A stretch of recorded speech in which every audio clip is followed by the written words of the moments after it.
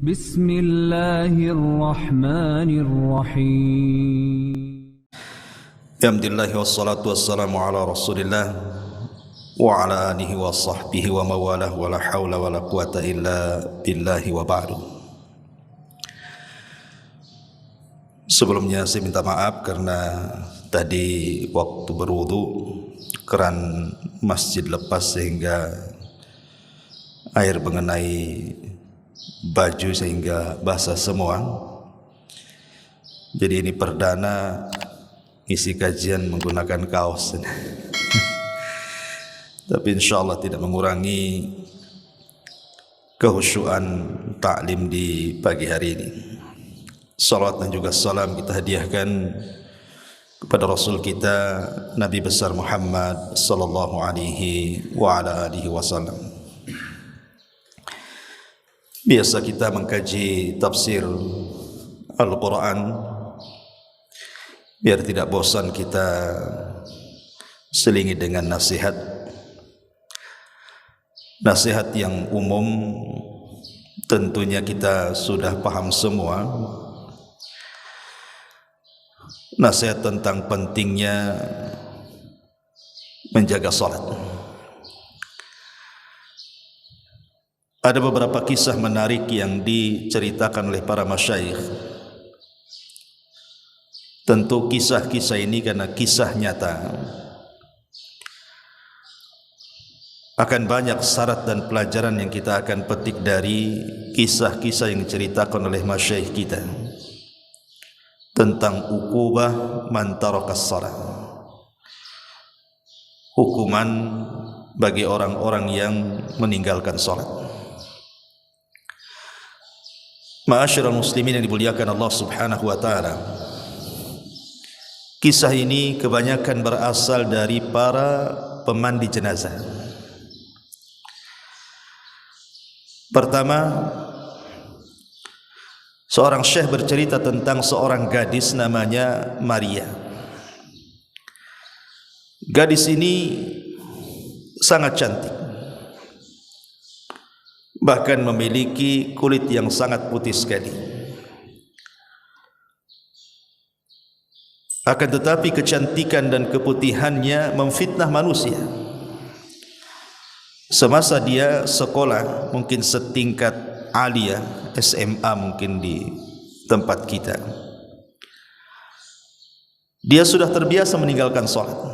Sama sekali tidak mau melaksanakan salat. Padahal orang tuanya terus membimbing anak ini untuk salat.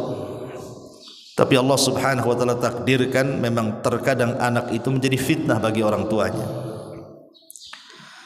Sampai akhirnya dia masuk perguruan tinggi. Di semester pertama, kedua, ketiga pun tidak sadar juga. Bahkan celakanya dia banyak memfitnah kalangan laki-laki. Akhirnya terjerumuslah kepada pergaulan bebas. Begitulah awal dari meninggalkan salat, pasti akan mengundang kepada fahsya dan mungkar. Orang kalau sudah meninggalkan salat itu pasti akan melakukan fahsya, keburukan dan kemungkaran. Karena Allah Subhanahu wa taala yang mengatakan innas salata tanha 'anil fahsya'i wal munkar. Jadi satu hari anak gadis ini diajak kawannya menggunakan kendaraan mobil. Allah takdirkan kecelakaan. Lah kemudian setelah terjadi kecelakaan ini, kawannya selamat, tapi dia tidak selamat.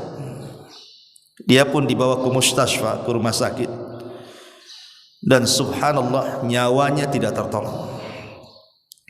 Orang tuanya baru dihabari anaknya mengalami kecelakaan dan masuk rumah sakit itu setelah 2 hari koma. Akhirnya kemudian setelah tahu orang tuanya, datanglah kedua orang tuanya ke rumah sakit tersebut. Saat masih ada nazah, masih ada ruh, ibunya berusaha untuk membacakan Al-Quran, meruqyah dia. Boleh jadi dengan sebab itu bisa mengurangi kematiannya. Tetapi setiap kemudian orang tuanya meruqyah dia, maka badannya kejang-kejang, seolah-olah dia merasakan sakit yang tidak ada yang tahu kecuali Allah Subhanahu wa taala. Dan di akhir hayatnya dia pun tidak mengucapkan satu patah kata pun, padahal orang tuanya sudah berusaha mentalkinnya. Akhirnya meninggallah wanita ini, seorang wanita yang bernama Maria ini. Kemudian jenazahnya dibawa balik. Akhirnya kemudian orang tuanya memanggil orang yang bisa atau biasa memandikan jenazah. Maka yang memandikan jenazah ini kemudian masuk ke tempat pemandian. Subhanallah, baru saja kemudian dia menyingkap kain yang menutup wajahnya itu, wajahnya berubah, yang tadinya cantik putih menjadi hitam kelam, seolah-olah terbakar.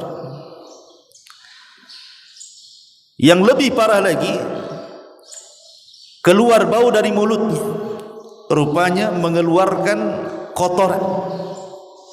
Biasa orang memandikan jenazah membersihkan kotoran dari duburnya, tapi ini keluar kotoran dari mulutnya.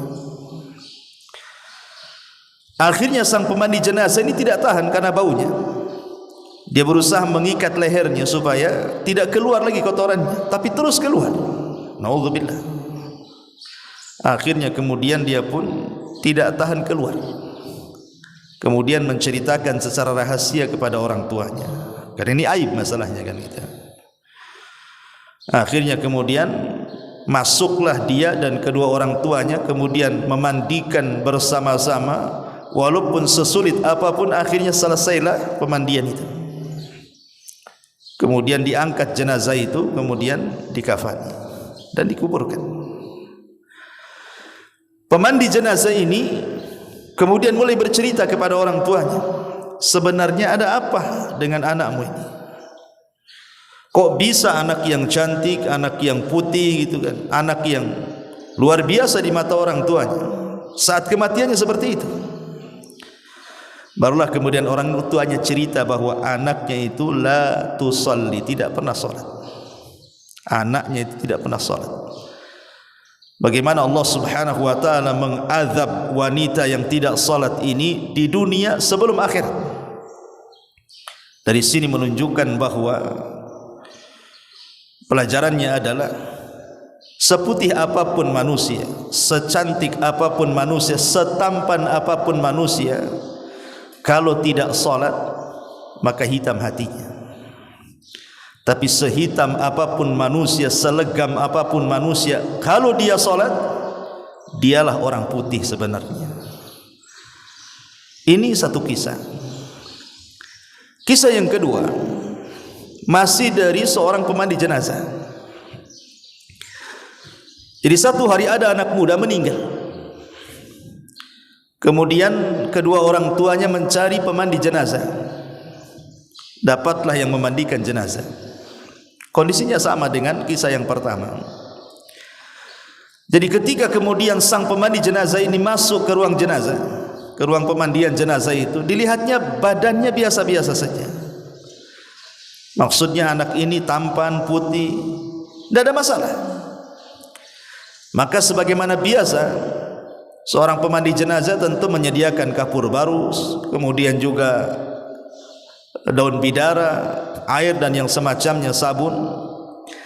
Yang membuat kaget pemandi jenazah ini, saat disiramkan itu air yang bercampur daun bidara ke wajahnya itu, tiba-tiba berubah wajahnya. Subhanallah, wajahnya yang tadinya putih menjadi hitam kelam, seolah-olah terbakar. Akhirnya dia kaget, apa yang salah dengan dia? Dia hanya menyiramkan air yang ada campuran bidara ke wajahnya, tiba-tiba seolah-olah menyiramkan air keras, langsung hitam wajahnya. Dia pun ketakutan. Akhirnya kemudian keluar dia. Kemudian dia bertanya kepada jamaah yang hadir di situ, siapa orang tua dari jenazah ini? Tidak ada yang mengaku. Dia berteriak lagi, man abu, siapa bapaknya? Tidak ada yang menjawab. Dia pun berteriak lagi, man abu, siapa bapaknya?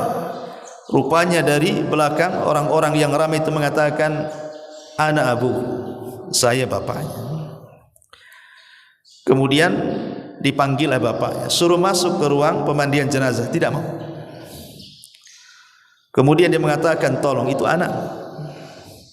Akhirnya orang tua ini dipaksa untuk masuk ke pemandian jenazah. Masuk juga akhirnya. Kemudian dilihatnya anaknya yang tadinya putih, wajahnya menjadi hitam. Tiba-tiba ayahnya mengatakan apa? Allahu yal'anuka fid dunya wal akhirah. Allahu yal'anuka fid dunya wal akhirah. Allah sudah melaknat kamu di dunia dan di akhirat. Kata yang memandikan jenazah mengatakan, ya fulan, itu anakmu. Kenapa kau laknat dia? Itu anakmu itu. Masa anakmu kau laknat seperti itu? Maka ayahnya bercerita dan mengatakan, demi Allah, aku ini sayang dengan anak. Tetapi setiap aku suruh dia salat, dia tidak mau salat. Kupaksa dia salat, dia malah melawan kepada diriku. Allahu yal'anu fid dunya wal akhirah. Semoga Allah melaknat dia di dunia dan di akhirat, katanya. Maka yang mandikan jenazah terus mengatakan, jangan kau laknat dia, doakan kebaikan dia. Jangan seperti itu anakmu. Akhirnya dia baru sadar. Kemudian orang tua ini menangis. Selepas itu kemudian sepakat orang tua dan yang mandikan jenazah agar jangan menceritakan kepada siapapun. Kemudian jenazah ini dikafani, dibawa ke kuburan. Kemudian sampai di kuburan, yang masuk ke liang lahat ini saudaranya. Ketika sudah sampai di liang lahat, itu jasad itu ada di liang lahat tuh. Di antara sunnah memasukkan jasad ke liang lahat adalah mengarahkan wajah ke kiblat. Itu di antara sunnahnya. Subhanallah. Ketika ini dia hendak mengarahkan wajahnya ke kiblat, ada gerakan di wajahnya. Kaget dia. Kok ada gerakan di wajahnya? Seolah-olah dia hidup, padahal dia mati. Rupanya setelah kemudian dilepas, wajahnya tiba-tiba berputar 180 derajat. Berputar, tidak mau mengarah ke kiblat. Diputar lagi, terputar lagi ke arah lain. Sampai 3 kali, akhirnya ketakutan nih. Kemudian dia pun naik ke atas kuburan. Dia mencoba mentelpon ahlul ilmi, ulama, meminta fatwa. Ini gimana nih? Wajahnya enggak menghadap kiblat, asih berbalik ke arah ke belakang kiblat gitu kan. Akhirnya para ulama yang ditelepon dia memberikan fatwa, sudah, kalau memang tidak bisa diarahkan, kuburlah seperti itu. Akhirnya dikubur seperti itu. Kemudian setelah dikubur seperti itu, kemudian ulama yang ditelepon ini oleh saudaranya ini bertanya, aku belum pernah ditanya fatwa soal jenazah yang seperti ini. Saya mau tanya baik-baik, kenapa dengan saudaramu itu? Kenapa seperti itu?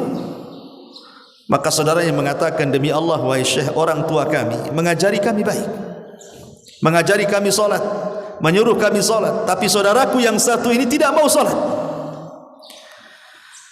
Kata sang ulama, oh boleh jadi ketika dia benci kepada Allah, Allah benci kepada dia. Ketika wajahnya diarahkan ke kiblat, tidak mau mengarah ke kiblat, maknanya Allah benci dengan dia.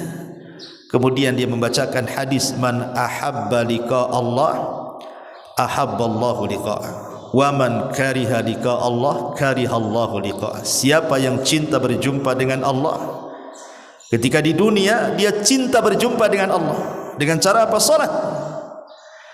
Karena salat itu perjumpaan kita dengan Allah, ikhwan. Makanya Allah mengatakan dalam Al-Quran itu, ketika Allah subhanahu wa ta'ala mengatakan tentang orang-orang yang melaksanakan salat, memang salat itu lakabiratun illa alal khashiin.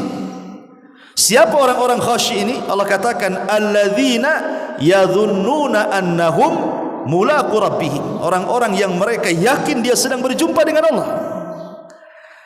Jadi orang yang sedang solat itu hakikatnya sedang berjumpa, berdialog dengan Allah. Ketika dia tidak suka berjumpa dengan Allah dalam solatnya, maka Allah benci berjumpa dengan dia. Makanya susah wajahnya diarahkan ke kiblat. Ini kisah yang kedua. Kisah tentang orang yang meninggalkan solat. Kisah yang ketiga. Ada seorang yang bernama Karim dan Salim, kakak beradik itu. Si Karim dan si Salim ini. Si Karim ini orangnya ahli maksiat, suka meninggalkan solat, banyak dosa dia lakukan, narkoba lah, macam-macam. Si Salim pula adiknya, orangnya baik, taat beribadah kepada Allah Subhanahu wa taala, tidak pernah meninggalkan solat, birrul walidain, dan luar biasa. Begitulah kadang-kadang dalam keluarga, ada yang baik, ada yang tidak baik. Itu ujian kan itu ya. Terkadang satu keturunan ayahnya baik, belum tentu anak-anaknya baik itu. Seperti si Karim dan si Salim ini. Lah akhirnya kemudian yang namanya si Salim ini adiknya, begitulah jiwa kalau sudah terbiasa baik, tentu melihat ketidakbaikan tidak akan suka.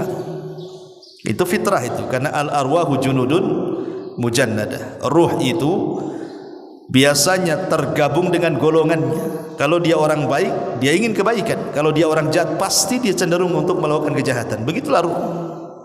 Jadi Salim ini tiap hari ngasih tahu si Karim, bapaknya, kakaknya, supaya sholat, meninggalkan narkoba, meninggalkan kejahatan, kezaliman, dan begitu seterusnya. Sampai pada waktunya Allah takdirkan si Karim ini kecelakaan juga, kemudian koma. Lah sang adik ini si Salim ini, karena dia orang soleh, dia ingin mendoakan kebaikan untuk kakaknya, karena kakaknya tahu tidak solat.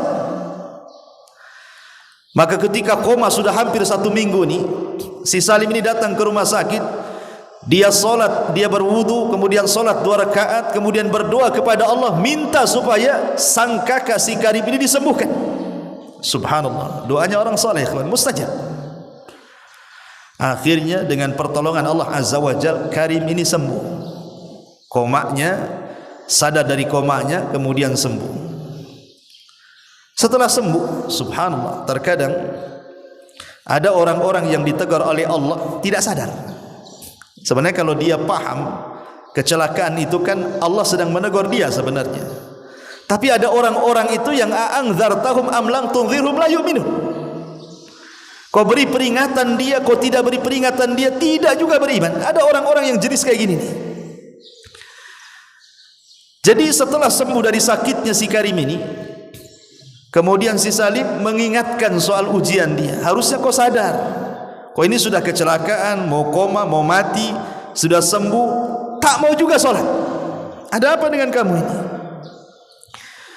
Sampai pada waktunya, rupanya si Karim ini punya kawan maksiatnya, kecelakaan, meninggal. Akhirnya si Karim ini ketakutan dia. Sejak itulah kehidupannya tidak tenang, selalu dimimpikan dengan mimpi buruk. Sampai pada waktunya dia pernah bermimpi melihat kawannya yang sesama ahli maksiat itu sedang diazab Allah Subhanahu wa taala dalam mimpinya. Naudzubillah. Dari situlah kemudian dia tersadar.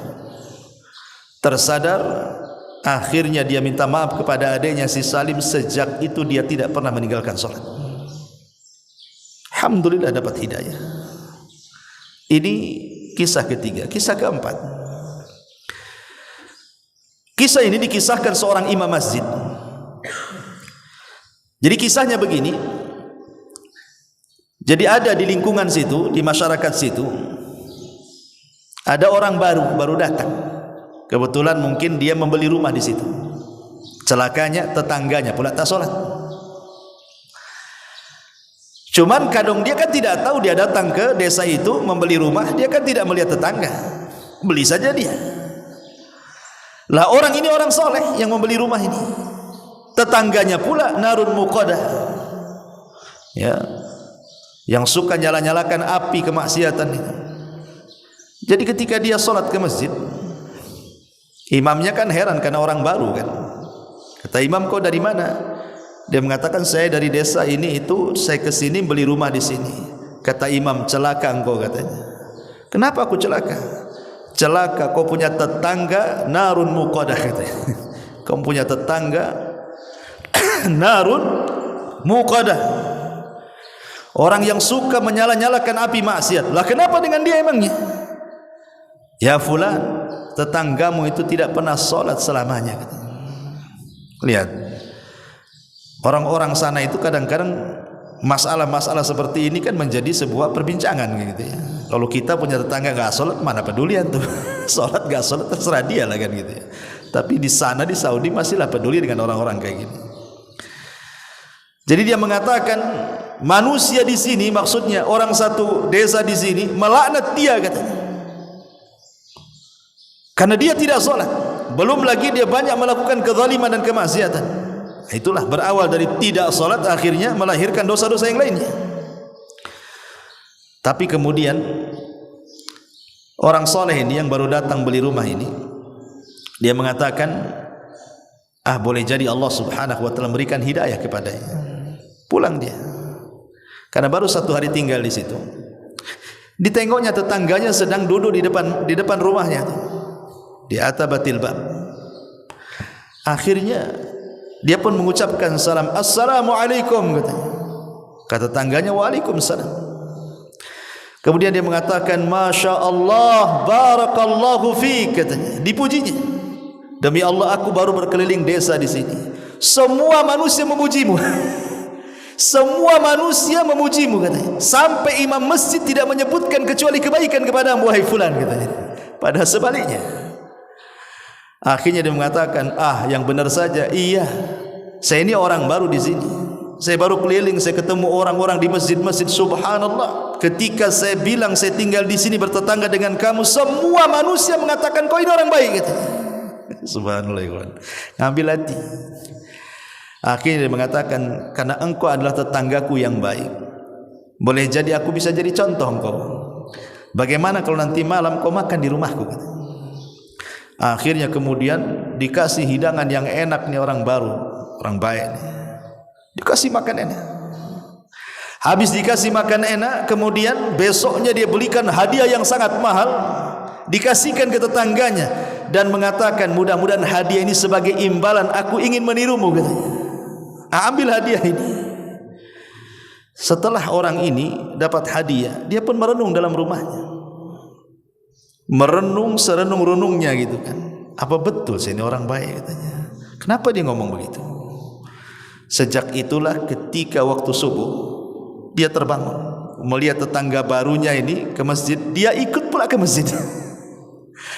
Kemudian dia pun sholat di saf pertama. Imam ini geleng-geleng kepala, karena selama masjid itu terbangun sampai hari itu, itulah sholat fajar pertama dia.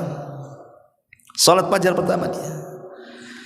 Ketika dia melirik kepada orang baru, senyum-senyum saja orang baru ini. Kata imam, ya fulan, kau apakan orang ini? Kau sihir dia? Dia tidak pernah melangkahkan kaki ke masjid. Macam mana dia bisa tegak di saf pertama pula kan gitu? Ada apa dengan kamu katanya? Kau apakan dia katanya? Dia mengatakan, tidak ada apa-apa. Saya hanya berkunjung ke rumahnya, kemudian saya ajak makan di rumahku, ku kasih hadiah, hanya itu saja. Rupanya Allah berikan hidayah kepada dia. Satu masjid bertakbir, Allahu Akbar katanya. Gara-gara orang ini, subhanallah. Ini kisah ikhwatu fiddin muliakan Allah azza wa jalla. Terlepas kisah ini nyata ataupun tidak nyata, saya mendengar dari YouTube gitu, para masyayikh menceritakan. Tapi yang jelas bahwa orang yang meninggalkan salat ini sangat bahaya sekali. Umar bin Khattab radhiyallahu anhu saat menjadi khalifah, dia banyak mengirim surat hampir ke semua wilayah kekuasaannya. Yang pertama Umar tulis adalah perhatian manusia tentang salat.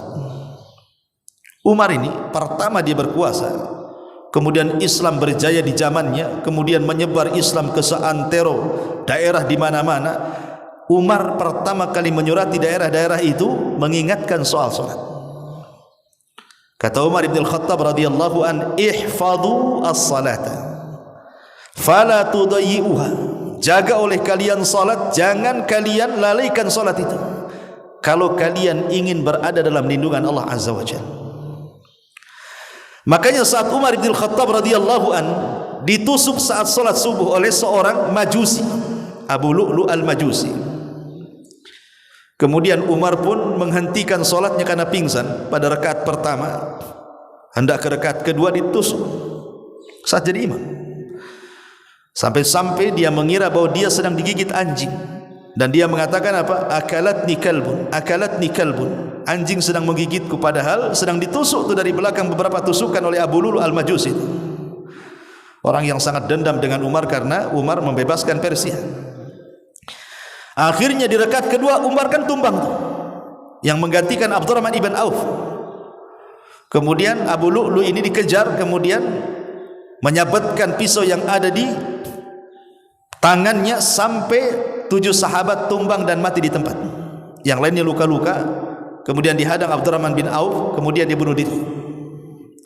Tapi Umar ini sempat diselamatkan. Ketika diselamatkan Umar ini, tabib didatangkan, setiap dimasukkan obat keluar dari bekas lukanya. Kata tabib, Umar tidak mungkin selamat. Umar ketika itu pingsan. Akhirnya kemudian orang-orang berusaha menyadarkan Umar bin Khattab, tapi tak sadar-sadar.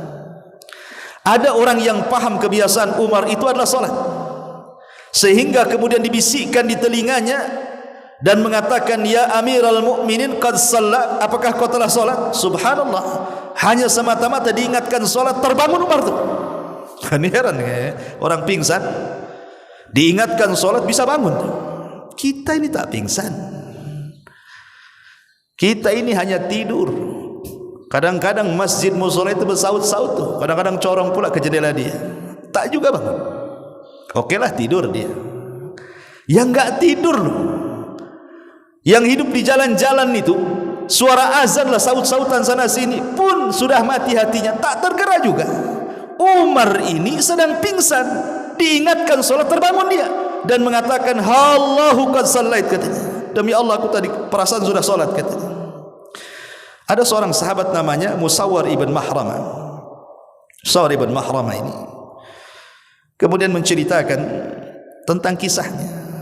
Maka Umar ketika mendengar bagaimana kisah dia tadi ditusuk di masjid, dibawa ke sini kemari, maka Umar bin Khattab radhiyallahu an kemudian mengatakan kepada Musawwar ibn Mahrama, la hadda fil Islam liman taraka shalah. Tidak ada bagian dalam Islam bagi orang yang meninggalkan salat. Artinya orang yang meninggalkan salat itu tidak layak dimandikan, tidak layak dikafankan, tidak layak disolatkan, tidak layak dikuburkan di kuburan kaum muslimin. Karena orang yang tidak salat itu kafir. Rasul yang mengatakan gitu, al-ahdu bainana wa bainahumus shalah faman tarakaha faqad kafar. Perbedaan kita dengan orang kafir itu di salat. Siapa yang meninggalkan salat, kafir dia. Makanya Syekhul Islam Ibn Taimiyah rahimahullahu ta'ala menukilkan ijma, konsensus ulama, kesepakatan ulama, man tarakas salata jumlatan faqad kafar ijma'an. Siapa yang meninggalkan salat secara jumlah, maknanya lebih banyak meninggalkan dibandingkan melakukan, kafir secara ijma' ulama. Tidak ada khilaf. Yang menjadi khilaf ulama tentang orang meninggalkan salat apakah dia kafir atau tidak itu yang meninggalkan sekali-kali. Dia salat tapi meninggalkan sekali-kali. Apakah orang yang meninggalkan sekali-kali ini kafir atau tidak? Disinilah terjadi khilaf ulama. Tapi orang yang meninggalkan salat lebih banyak dibandingkan yang melakukan, kata Ibnu Taimiyah, ijma', sepakat konsensus ulama, kafir, tidak ada khilaf ulama. Tapi kalau yang sekali-kali meninggalkan, di sini khilaf ulama. Kata Syekh Albani rahimahullahu taala, lihat meninggalkannya. Kalau meninggalkannya dia kufur dengan kewajibannya, kafir. Tapi kalau meninggalkannya hanya karena malas, hanya karena ada hal-hal yang menjadikan dia tidak salat, ini tidak kafir, hanya fasik saja. Walaupun sebagian ulama lebih besar atau jumhur ulama mengatakan tetap kafir. Orang yang meninggalkan salat walaupun sekali dua kali, dia harus syahadat lagi. Kenapa? karena tidak ada satu dosa di mata para sahabat kalau meninggalkan bisa kufur kecuali solat. Tidak ada satu dosa yang kalau ditinggalkan bisa kufur di mata para sahabat kecuali solat. Artinya yang meninggalkan sekali-kali saja dikhilafkan tuh, apakah dia kafir atau tidak kan? Bagaimana orang yang meninggalkan solat secara jumlah, apalagi secara keseluruhan tidak solat sama sekali? Ingat satu kisah yang pernah saya kisahkan waktu khutbah Jumat. Ketika ada seorang ibu menceritakan soal anaknya kan, anaknya dari kecil sampai remaja sampai dewasa tidak pernah senang hidupnya, ada saja masalah. Entah masalah di pekerjaannya, entah masalah di kesehatannya, entah masalah di perjodohannya, pokoknya banyak masalah. Sampai akhirnya anaknya terbaring kaku, kena stroke, tidak bisa apapun. Sehingga ibunya, namanya ibu kasihan dengan anaknya, berusaha meminta fatwa kepada ulama dan mengatakan, ya Syekh, ada apa dengan anak saya? Apakah anak saya tersihir dari kecil sehingga hidupnya saya lihat tidak pernah senang? Apakah anakku mashur disihir? Kata Syekh tidak langsung mengiyakan, dia hanya mengatakan, apa anakmu solat? Disinilah jawabannya. Kata ibunya, anakku tidak pernah solat. Kata Syekh, itulah masalahnya. Kenapa anakmu tidak pernah senang dari kecil, remaja sampai dewasa? Karena anakmu tidak solat. Kemudian Syekh menceritakan, kenapa anakmu tidak solat sehingga tidak pernah merasakan kesenangan hidup? Ingat, solat itu adalah tali yang menghubungkan kita dengan Allah. Makanya solat disebut solat, diambil dari kata silah. Silah itu artinya hubungan, hubungan antara kita dengan Allah, makanya disebut solat. Karena solat itu kita sedang berhubungan dengan Allah. Ketika tali penghubung kita dengan Allah terputus, artinya terputus juga perlindungan Allah dengan hambanya. Ketika perlindungan Allah terputus dengan hambanya, maka Allah akan menjauh darinya, tidak akan memberikan pertolongan kepadanya, tidak akan melindungi dia, dan Allah akan banyak menimpakan musibah kepadanya. Kemudian kata Syekh ini, coba bu bayangkan, kalau anakmu tidak solat, kemudian dia terbangun di pagi hari, dia meninggalkan solat subuh, berarti anakmu terbangun dalam kondisi dilaknat Allah dan dilaknat semua manusia. Kemudian duhur tidak solat, dilaknat lagi siangnya. Kemudian asar tidak solat, dilaknat lagi sorenya. Kemudian maghrib tidak solat, dilaknat lagi maghribnya. Kemudian isya pula tidak solat, dilaknat pula dia malamnya. Mulai dari terbangun dilaknat sampai dia tidur dilaknat. Macam mana anakmu akan mendapatkan rahmat sementara dia dilaknat 5 kali sehari oleh Allah Azza wa Jalla? Kalau ingin anakmu mendapatkan rahmat Allah, kasih sayang Allah, diberikan kesenangan dan ketenangan, suruh dia solat. Itu jawaban Syekh. Subhanallah. Maka dari sini saya nasihatkan siapapun yang sampai hari ini meninggalkan solat, ingat bahwa Allah Subhanahu wa ta'ala ketika berkisah ataupun bicara soal solat di dalam Al-Quranul Karim, solat itu sebuah kewajiban yang diwajibkan secara mutlak, beda dengan ibadah yang lain. Dia tidak bisa ditinggalkan dalam kondisi apapun. Dalam kondisi perang sekalipun tidak bisa ditinggalkan. Makanya ada istilah solat khauf. Sampai-sampai Rasul mengatakan, kalau engkau bisa solat berdiri, berdiri. Tidak bisa solat berdiri, duduk. Tidak bisa solat duduk berbaring. Sampai Syekh Ibn Thaymin rahimahullah ta'ala mengatakan, sampai pun dia terbaring tidak bisa bergerak, kalau akalnya masih sadar, diingatkan masih dia menangkap ingatan dia, maka dia wajib solat. Dengan cara apa? Membayangkan. Kecuali kalau akalnya sudah hilang, nggak cerita, nggak apa, nggak ada cerita lagi. Tapi kalau akalnya masih bersarang di otaknya dan diingatkan dia masih ingat, solat. Sampai seperti itu. Karena solat itu kewajiban mutlak masalahnya. Tidak bisa ditinggalkan dalam kondisi apapun. Makanya saya heran, ada orang kerja di bengkel penuh dengan oli, kemudian diingatkan solat. Kenapa kau tak solat? Nggak bisa, kotor nih, banyak oli katanya. Emang oli najis kecuali kau kencing di celana? Iyalah kan itu. Bahkan ada petani-petani yang kotor badannya dengan tanah gitu, tidak mau salat hanya gara-gara kotor. Tanah tidak najis. Ya memang sebaiknya salat itu bersih, tapi dalam kondisi Anda tidak punya pakaian lagi, mau apa? Salat. Sampai pun di kamar mandi sekalipun terkunci, kata Ibnu Taimiyah rahimahullah dalam Fatawa Al-Majmul, Fatawa dalam kitabnya, ketika disoal-soal orang yang masuk kamar mandi terkunci. Jadi antum masuk kamar mandi terkunci dari luar, tidak bisa keluar, nggak ada yang membuka. Pamannya antum masuk kamar mandi pagi sendirian di rumah, terkunci, mungkin baru ada yang membuka di sore hari, berarti lewat padanya zuhur dan asar. Bagaimana orang yang terkunci di kamar mandi? Kamar mandi kan tempat najis. Apakah kemudian dia harus menunggu orang yang membukanya sampai maghrib, ataukah dia solat? Kata Ibnu Taimiyah, solat di kamar mandi. Solat di kamar mandi, karena dia meninggalkan 2 waktu nantinya, zuhur dan asar. Kenapa demikian? Karena meninggalkan kewajiban itu lebih berdosa dibandingkan melaksanakan yang diharamkan. Itu kaidahnya. Tarkul wajib asyad min irtikabil muharramat. Meninggalkan yang wajib itu lebih parah dosanya dibandingkan melakukan hal-hal yang diharamkan. Salat di kamar mandi haram, tidak boleh. Tapi meninggalkan salat lebih parah lagi dosanya. Itu maksudnya. Maka tetap salat. Dari sini menunjukkan apa? Kewajiban salat itu adalah kewajiban mutlak. Bahkan Nabi SAW mengistilahkan salat itu kan tiangnya agama. Kalau antum sedang di rumah, tiba-tiba ada orang datang menghancurkan tiang-tiang rumah kita, kemudian rumah kita roboh, kira-kira apa yang antum ucapkan kepada orang itu? Antum bisa marah kan, bisa emosi lah kan itu. Masa rumah dirobohkan? Tapi ketika antum melihat orang yang tidak salat, diam-diam saja.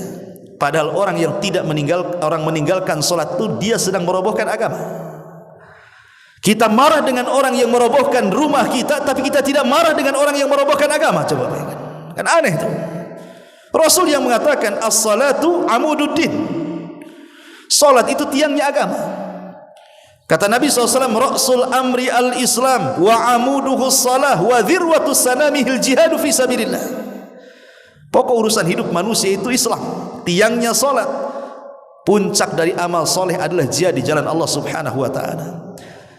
Dan ingat, orang yang meninggalkan salat, Allah tidak akan melihatnya, Allah tidak akan bicara dengan dia, Allah tidak akan membersihkannya.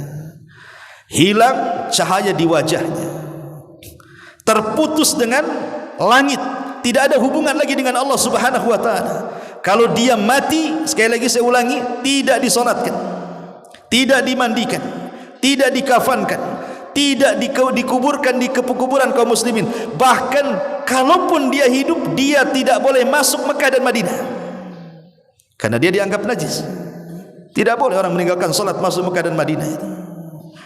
Bahkan tidak halal penyembelihannya.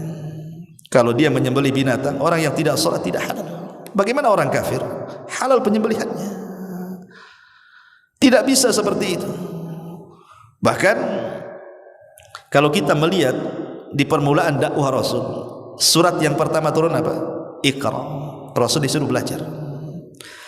Kemudian surat setelahnya Al-Mudaththir dan Al-Muzammil. Muzammil itu perintah salat, walaupun salat sunnah.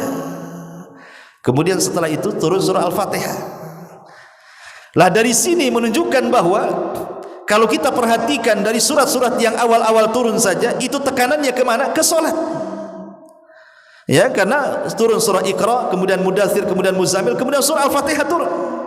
Karena dalam salat itu kan tidak bisa seseorang itu sah kecuali membaca surah Al-Fatihah. Kalau surat-surat yang lain itu boleh dibaca, boleh tidak, sunnah hukumnya. Tapi Fatihah tidak bisa ditinggalkan. Makanya kenapa kemudian permasalahan salat ini permasalahan yang serius dalam Islam? Karena dialah yang menjadikan kejayaan Islam itu sendiri. Ingat Imam Mahdi kelak di akhir zaman, dalam hadis yang panjang sekali soal turunnya Isa bin Maryam. Ketika pasukan Dajjal itu mengepung pasukan Imam Mahdi di Bukit Tursina, pasukan Imam Mahdi dan kaum muslimin tidak sanggup melawan Dajjal, sehingga kepala kerbau lebih berharga dibandingkan uang dinar dan dirham, karena mereka kelaparan masalahnya. Sampai akhirnya pasukan Al-Mahdi mengatakan kepada Imam Mahdi, kalau kita tetap bertahan di bukit ini kita akan mati sia-sia. Sebaiknya kita bertempur, hidup mulia atau mati syahid. Akhirnya mereka sepakat, menang kalah besok turun. Ketika di waktu subuh adzan dikumandangkan, tiba-tiba langit gelap. Kemudian dari langit ada cahaya, rupanya Isa bin Maryam turun di api 2 malaikat. Kemudian menemui kaum muslimin yang ada di bukit Tur. Ketika itu qomat mulai dikumandangkan. Kemudian Imam Mahdi mengatakan, taqaddam ya ruhallah, silahkan kau yang jadi imam wahai Isa. Tapi Isa menolaknya dan mengatakan, setiap kaum ada imamnya, kau saja. Akhirnya Imam Mahdi yang menjadi imam. Kemudian Nabi Isa menjadi makmum di belakang Al-Mahdi, salat fajar. Kemudian setelah itu, setelah selesai salat, Isa mengusap semua wajah pasukan kaum muslimin di bawah kepemimpinan Al-Mahdi dan menyebutkan tempat tertinggi di sorga. Bukan mereka akan masuk sorga, tapi menyebutkan tempat tertinggi di sorga. Maka berbahagialah orang-orang yang diusap Isa bin Maryam kala itu. Maka setelah itu mereka turun gunung, kemudian menghancurkan tentara Dajjal, dan Dajjal mati di tangan Isa bin Maryam. Syahidnya apa di sini? Kemenangan peperangan Al-Mahdi dan juga Isa melawan Dajjal dilakukan setelah salat fajar. Syahidnya di sini. Makanya ada seorang jenderal Israel dimuat dalam majalah. Dia mengatakan kalau seandainya salat subuh di Palestina itu sebanyak salat Jumat, kalau setiap masjid di Palestina salat subuhnya sebanyak salat Jumat, Israel akan tumbang dengan sendiri, karena kekuatan ada di situ. Artinya kalau kita cerita tentang kekuatan Islam, Islam harus jaya, Islam harus kuat. Kalau masjidnya kosong, menghayal Anda. Kekuatan itu ada di masjid.